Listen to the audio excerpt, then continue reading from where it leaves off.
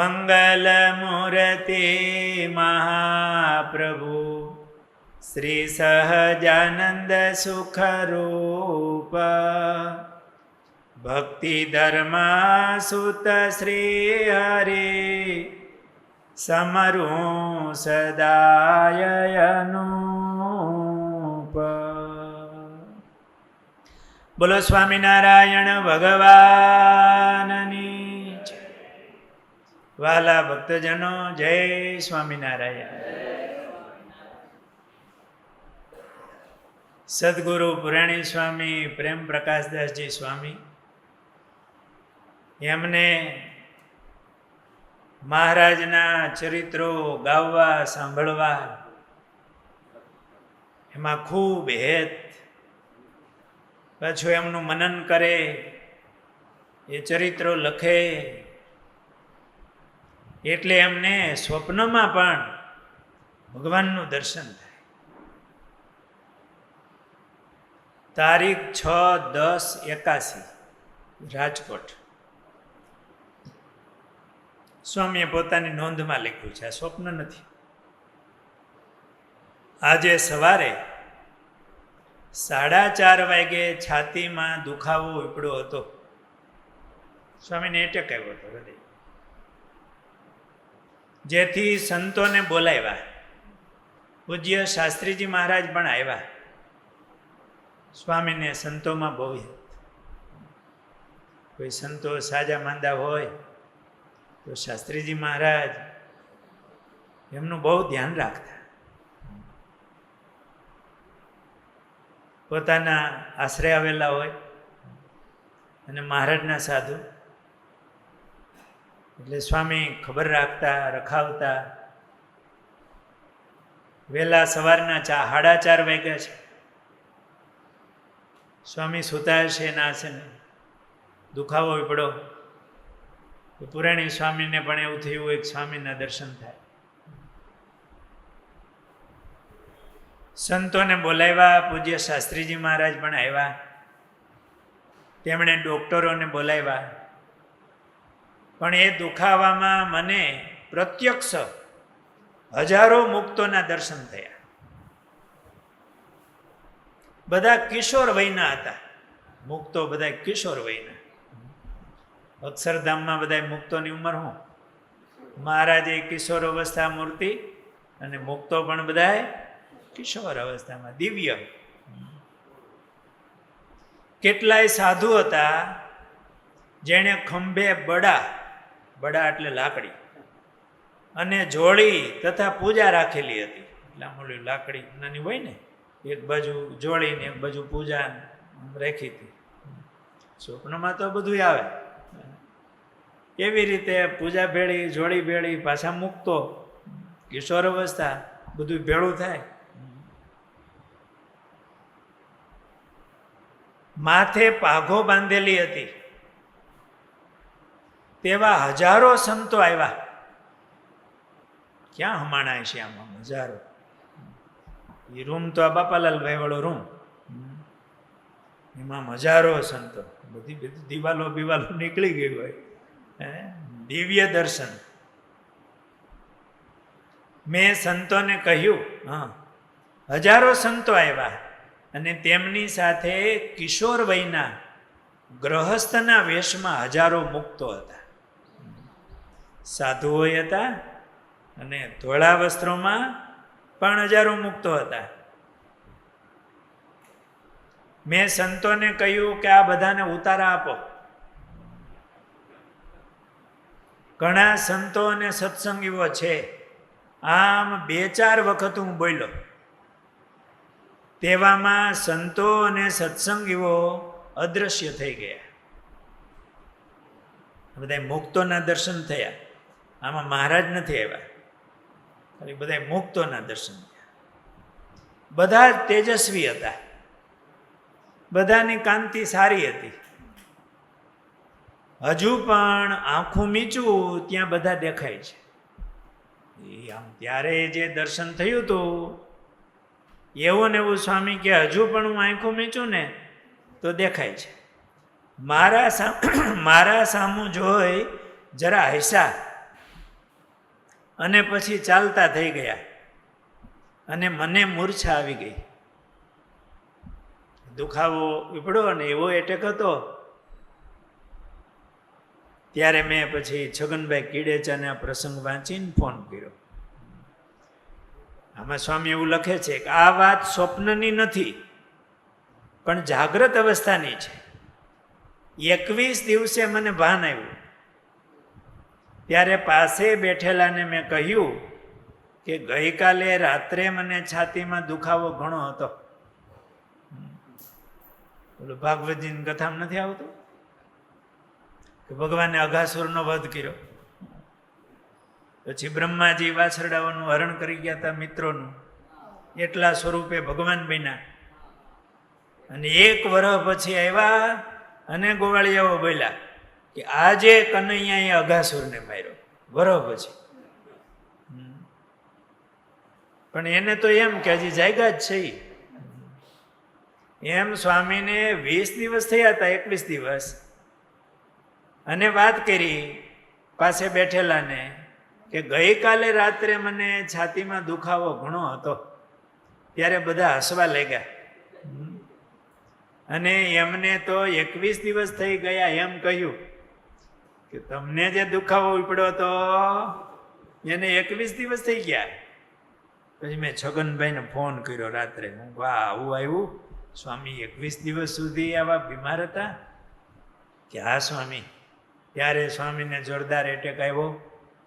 પછી ડૉક્ટર આવ્યા અને એ વખતની સારવાર પ્રમાણે એને દવા ઇન્જેક્શનો વગેરે તો આપે, પણ ઘેન જાજુ ભેગું હોય ઇન્જેક્શન, એટલે સુતારે એટલે આરામ એકદમ હૃદયને થાય. અને પેશાબની નળી પણ નાખેલી, એટલે જેથી કરીને પેશાબ કરવા જવું, ઉઠવું વગેરે ન પડે અને એકદમ આરામ થાય. અને ભેગી એ બાટલા ને દવા ને એવી ચાલતી હોય એટલે વધારે સ્વામી આરામમાં રહેતા. જાગતા પણ ખરા, પણ સ્વામી તો પેલી સ્થિતિમાં જ હતા. અને પછી સારું થયું ત્યારે સ્વામી એવું કીધું કે કાલે મને દુખાવો બહુ ઉપડ્યો હતો. સ્વામી એને તો 21 દિવસ થયા, પણ મને દર્શન એવા ને એવા થતા હતા. જો આ શરીર છે એ પ્રારબ્ધને આધીન છે, પણ આવા સ્થિતિવાળા સંતો એને તો આપણને લાગે કે સ્વામી કોમા છે કે ઊંઘમાં છે કે આપણે જે ભાષા વાપરી, પણ ભગવાન કેવા જાળવે છે, એને કેવું દર્શન થાય છે, ભગવાનનું સુખ લે છે. એટલે આ સ્વામીએ એમની નોંધપોથીમાં આ પ્રસંગ લખેલો.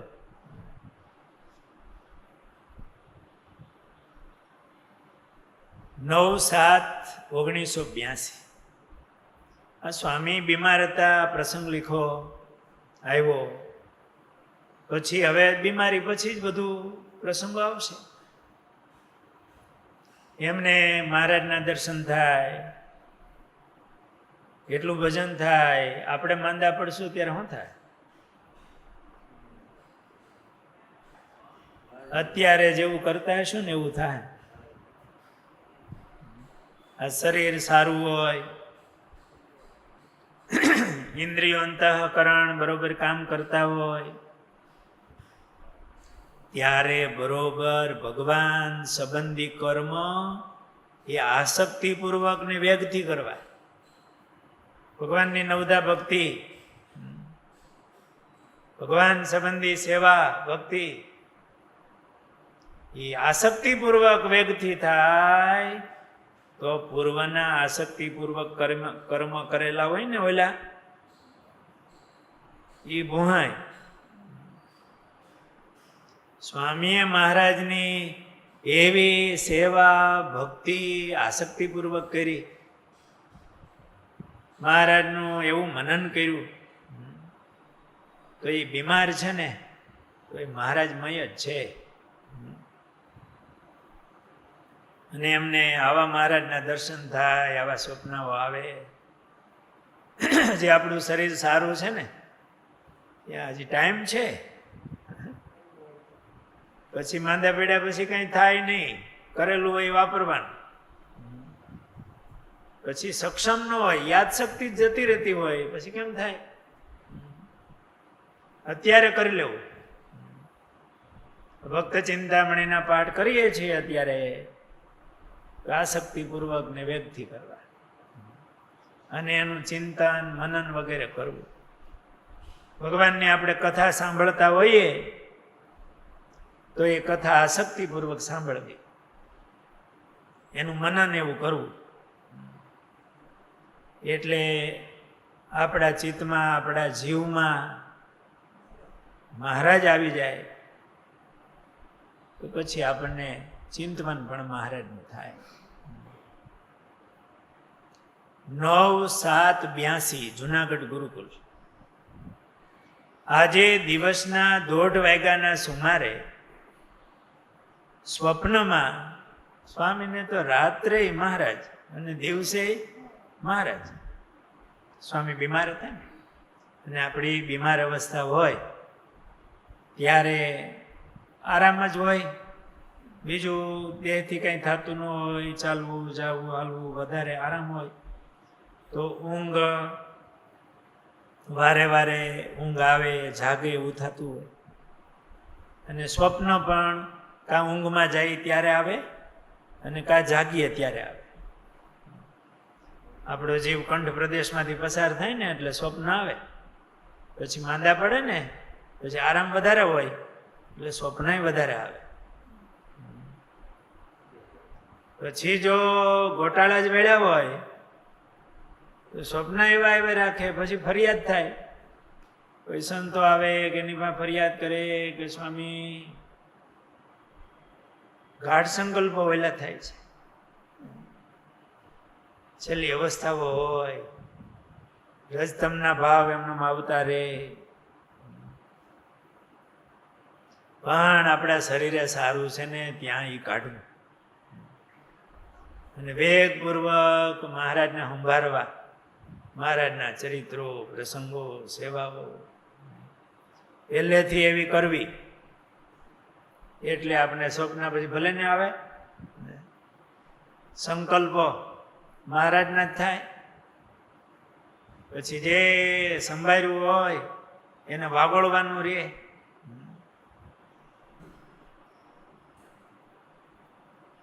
આજે દિવસના 1:30 વાગ્યાના સુમારે સ્વપ્નમાં ઘનશ્યામ મહારાજના દર્શન થયા.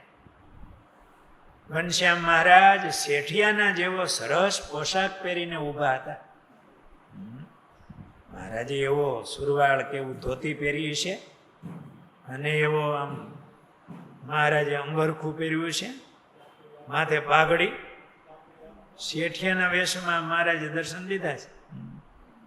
શેઠિયાના જેવો સરસ પોશાક પહેરીને ઊભા હતા. પુરાણી સ્વામી જ્યારે કથા કરતા એમાંય વ્યાપકાનંદ સ્વામીનું પરચા પ્રકરણમાં પ્રસંગ આવે, એઓનું કરજ ભરવા માટે કોનું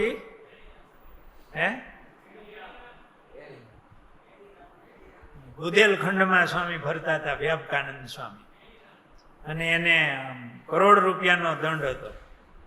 એ ભરવા માટે પછી મહારાજ આવ્યા.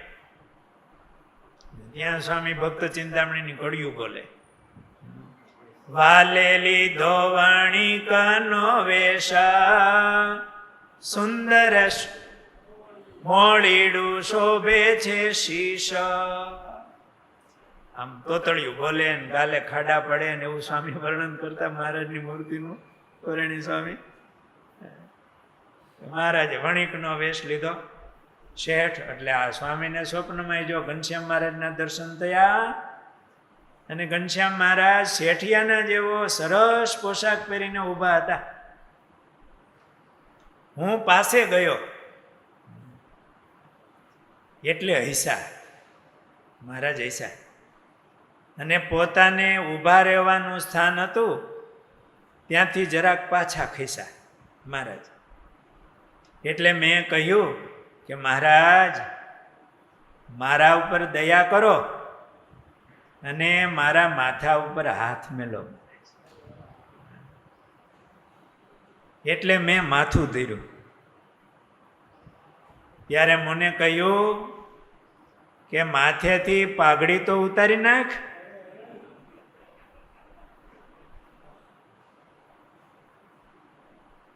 એટલે મેં પાઘડી હાથમાં લઈ લીધી. પછી મહારાજે બંને હાથ માથા ઉપર મેલ્યા.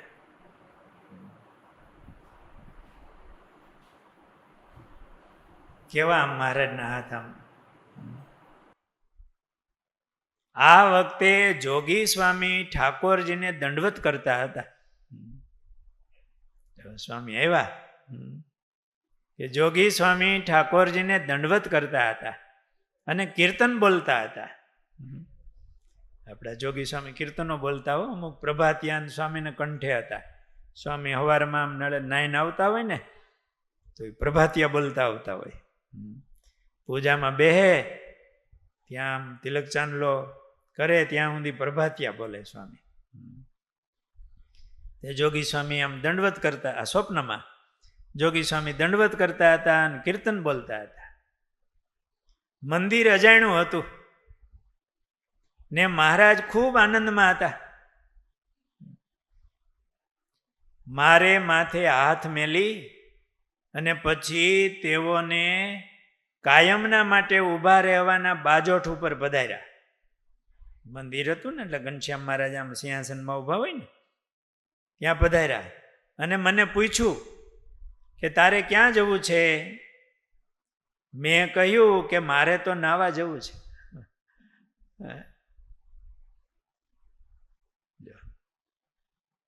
સવારના બપોરના 1:30 વાગ્યા હતા ને, સંતો 3 વાગે 2-2:30 વાગે નાવા જતા હોય. સ્વામીને આવું મહારાજનું દર્શન થયું, માથે હાથ મૂક્યા. મને સ્મૃતિ થઈ ગઈ છે કે આ પ્રસંગ સ્વામી બીમાર હતા અને કીધો હતો અને લખ્યો હતો. બીજું એક સ્વામી એવું સ્વપ્ન કહેતા, કદાચ આમાં નથી, કે એકવાર હું સ્વપ્નમાં મંદિર દેખાણું, જુનાગઢના ઘનશ્યામ મહારાજ. જુનાગઢ મંદિરમાં ઘનશ્યામ મહારાજ બહુ રૂપાળા છે. પેલા રાધારમણ દેવની બાજુમાં ઘનશ્યામ મહારાજ હતા, હા સાઈડમાં હતા. ત્યાં હું ઘનશ્યામ મહારાજ પાસે ગયો. ત્યાં મહારાજ સ્નાન કરતા હતા. મેં કીધું મહારાજ મને નવરાવો ને. એટલે મહારાજે મારી માથે લોટો નાખ્યો. આવી પણ સ્વામી એક સ્વપ્નની વાત કરી હતી, આમાં લખાયેલી નથી.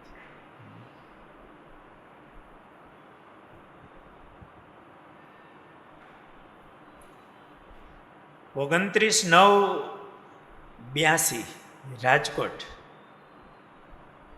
આજે સ્વપ્નમાં સુંદર હરિમંદિર દેખાયું. સ્વામીને ભગવાનના મંદિરો જ દેખાય છે. આ હરિમંદિરમાં નીલકંઠ બ્રહ્મચારી રૂપે મહારાજે દર્શન આપ્યા. સુંદર મનોહર મુખ, માથે નાની જટા. સ્વામી આવું વર્ણન કરતા હો. સ્વામી મહારાજની મૂર્તિનું વર્ણન કરે ને એવા અલગથી વર્ણન કરે. અણિયાળી આંખો, આમ બોલતા જાય, અટકતા જાય. એ માણીકર માવો. સ્વામીએ આમાં એવું લખ્યું કે મારા સુંદર મનોહર મુખ, માથે નાની જટા, લીલીછમ નાડીઓ દેખાતી હતી. મેં પ્રાર્થના કરી, હે મહારાજ, સંતોએ રસોઈ કરી છે તો આપ જમો.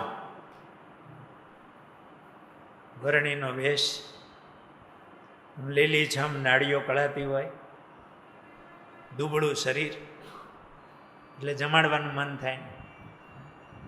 મહારાજ બહુ તપ કર્યા છે. સ્વામીને આવા દર્શન થયા એટલે કીધું મહારાજ સંતોએ રસોઈ બનાવી છે તો આપ જમો. ત્યારે મહારાજે કહ્યું કે લાવો ખુશીથી જમીએ. પછી સંતો થાળ ભરીને લાવ્યા. મહારાજ બાજોઠ ઉપર બેસીને જમ્યા. પછી અદૃશ્ય થઈ ગયા ને મારી ઊંઘ ઉડી ગઈ. હમણાં કાયમ મોટા મોટા સંતો સ્વપ્નમાં આવે છે. કાયમ મોટા મોટા સંતો સ્વપ્નમાં આવે છે.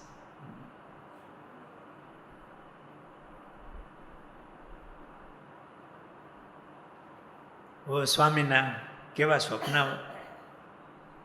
સ્વામીની આ કેવી સ્થિતિ. સ્વામી મહારાજના ચરિત્રો કહેતા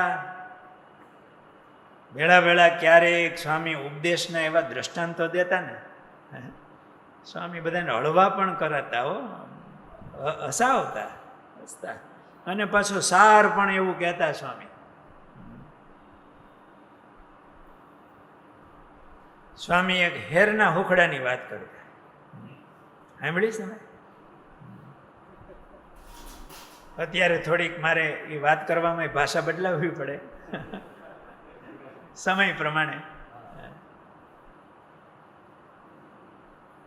કે ગીર કાંઠાનું ગામડું, એમાં માલધારી રહેતા હોય,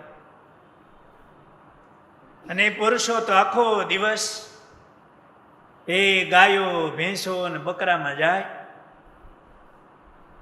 અને એનો વ્યવહાર જ પશુઓ સાથે જંગલમાં, અને દૂધનો બધો વ્યવહાર અને ઘર વ્યવહાર એની નારીઓ કરતી હોય.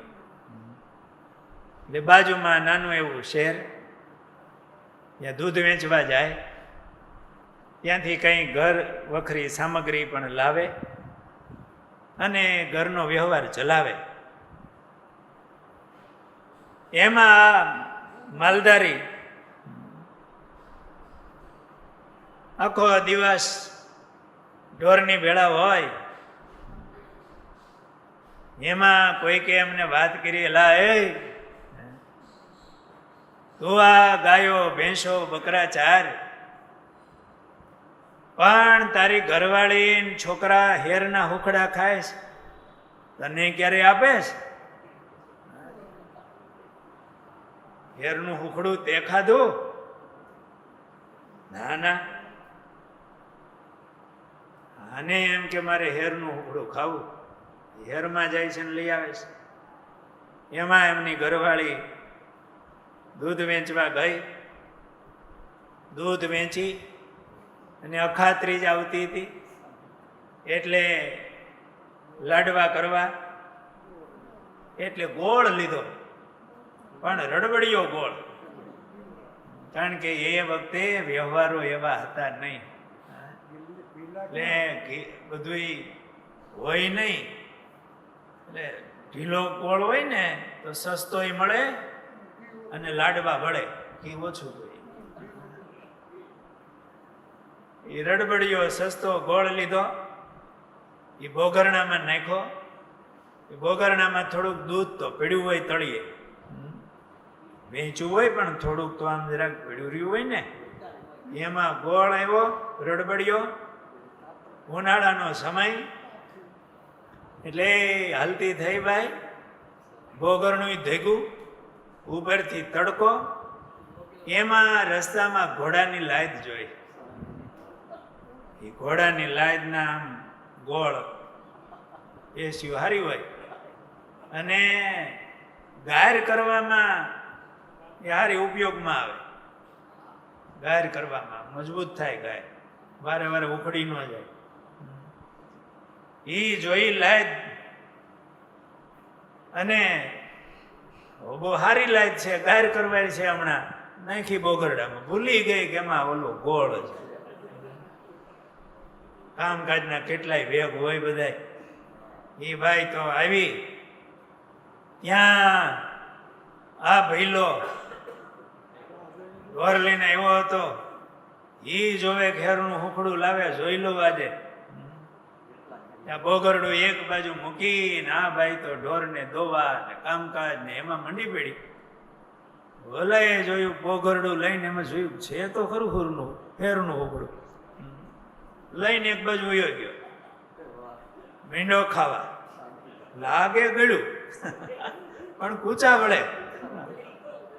વળે પાછા. પછી હેરનું હુકડું માનીને ખાધું. ઓલા મળ્યા એલા એ તે હેરનું હુકડું ખાધું ખરું, કેવું લાગ્યું? આમ હેરનું હુકડું ગળ્યું પણ આમ ઊંચા વળે કે. આવી વાત સ્વામી આમ અલગથી કરી અને પછી એવું કહેતા કે આ જગતનું આ સંસારનું સુખ તો શેરના હુકડા જેવું છે, એમાં કૂચા વળે. બાકી ગુલાબ જાંબુ જેવું સુખ તો મહારાજની મૂર્તિમાં છે ને મહારાજની ભક્તિમાં છે, મહારાજના ચરિત્રોમાં છે. એવી સ્વામી અલગથી આ જગતને નોખું પાડે, એના સુખનું નાશવંતપણું એની વાત કરે અને આ ભગવાનના સુખની વાત કરે. એવું દ્રષ્ટાંત દઈને સ્વામી એવી વાત કરતા. એવી ઘણી ઘણી સ્વામી વાતો કરતા, છોકરાઓને હસાવે. એકવાર એક જંગલમાં એક જૂનું જીર્ણ દેવાલય હતું. એમાં બધા સ્વરૂપો આમ થાંભલે બધે કોતરેલા હોય. એમાં એક મોટું સ્વરૂપ, પેટ બહુ મોટું, એમાં ઊંડી ડૂંટી. છોકરાઓ રમતા રમતા ગયા અને એક છોકરાએ એ ઓલું ટેચ્યું હતું ને કોતરેલું મોટું પેટવાળું, એમાં આંગળી જવા દીધી. ત્યાં એ જંગલમાં ચોમાહાના ટાણામાં એ ભણમાં વીંછી બેઠેલો, આંગળી નાખીને વીંછી એવો ટટકાર્યો. આવું થઈ જાય ને, રાઈડ બોલી જાય ને કોઈમાં એવું થઈ જાય. પણ છોકરો બહુ હોશિયાર, બહુ ટાઢું. બીજાને એમ થયું બહુ ટાઢું છે, નાખ આંગળી. એણે આંગળી નાખી, પાછો ખોખો મેર્યો, ટાઢું બોલ, બહુ ટાઢું એમ બધાને આંગળી નખાવી. એમાં જગતમાં સંસારમાં જાય, બહુ ટાઢું બહુ કેમ છે, લેરા આનંદમાં. કહેવાય નહીં કે બળતરા કેવી છે ઈ. ને બહુ ટાઢું એમ કરીને હવને નાખે એમાં. બાકી ટાઢું તો એમાં નથી, ટાઢું તો ભગવાનમાં છે. ભગવાનના સંતોમાં હેત થાય અને ભગવાનની મૂર્તિમાં જોડાઈ ભગવાનના સંબંધમાં ટાઢું છે, શાંતિ છે. બાકી તો બળતરા છે.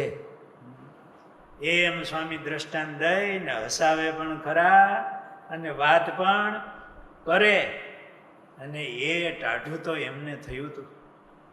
એવા મહારાજમાં હેત અને મહારાજના ચરિત્રો ગાય, પોતે એવું ચિંતવે, મહારાજના ચરિત્રો લખે અને એવી મહારાજની કથા કરતા.